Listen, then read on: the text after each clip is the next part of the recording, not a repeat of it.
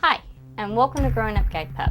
If you've been following the last couple weeks, you know we've been working really hard with Ricky on her bird and her squirrel distractions. Well, this week we have yet another update, but with a little bit of a twist. First, let's give you an update on the pigeons. Now, we've been working really hard with Ricky on this, but this week we've been focusing a little bit more on the squirrels and a little less on the pigeons. Nonetheless, we showed you last week that Ricky was able to walk right next to a flock of pigeons, but this week she's made a huge improvement and we were actually able to walk her through the flock of pigeons. Getting Ricky to be able to walk through the pigeons has taken a lot of work. We've been going to this parking lot almost daily, sometimes a couple times in the same day. She's worked really hard and has made great improvement, and I couldn't be more proud of her. She's doing a fantastic job with the birds, but onto the squirrels, we're still struggling a little bit.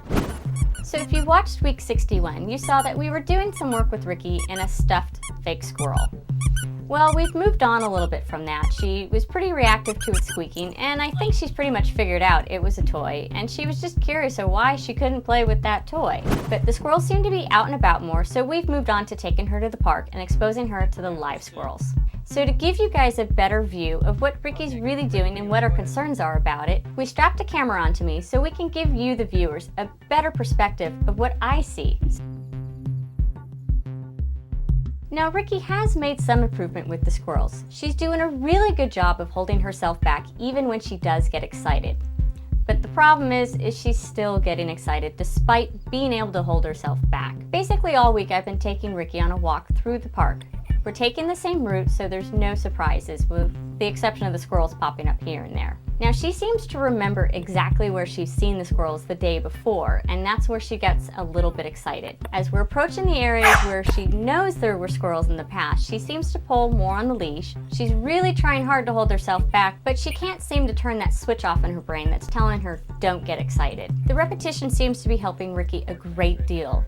Before we started doing this, every time we came to the park, she was pulling on the leash. But after a week of working with this on her, she seems to be doing a lot better. Now, Ricky seems to be recovering a lot faster after her excitement phase of seeing the squirrels, but she's still having that initial excitement phase, and it's proving to be a really hard challenge for us to get her past it. Ultimately, if she's to become a guide dog, she needs to be able to walk past the squirrels without staring and without reacting. Any type of reaction, and even her staring for long moments at a time, could disrupt her ability to focus on her work and could potentially cause her to make a mistake, which wouldn't be good.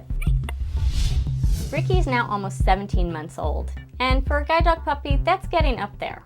We've been given extra time to work with Ricky on her distraction issues, and even though we've made huge improvements with her bird, ball, and dog distraction, she's still having a rough time getting past this squirrel distraction.